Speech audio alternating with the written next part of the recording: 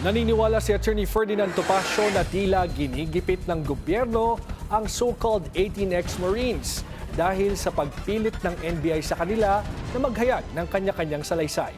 Sa Political Talks ng BNC, sinabi ni Topacio na tila may double standard umano ang gobyerno dahil mas pinapaboran nila ang salaysay ni Ramil Madriaga laban kay VP Sara kahit pa hindi umano matibay ang mga ebidensya nito. Kumpara sa tinaguriang 18 ex-Marines na hayagan na raw ang ebidensya. Bakit nila kine-question kung bakit yung 18 ay isang affidavit? isang That's a affidavit. matter of style. Ang problema po kasi kay NBI Director, di naman nag-practice yan ng trial eh.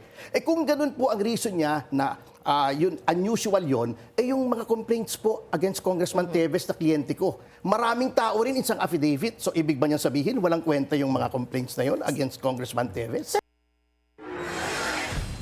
Binatikos din niya ang naging pahayag ni Ombudsman Jesus Crispin Remulla na may pagdududa siya sa mga aligasyon ng mga dating sundalo. Anya, imbestigahan muna ni Remulla ang mga bintang bago niya ibigay ang kanyang sariling hatol. Sunod-sunod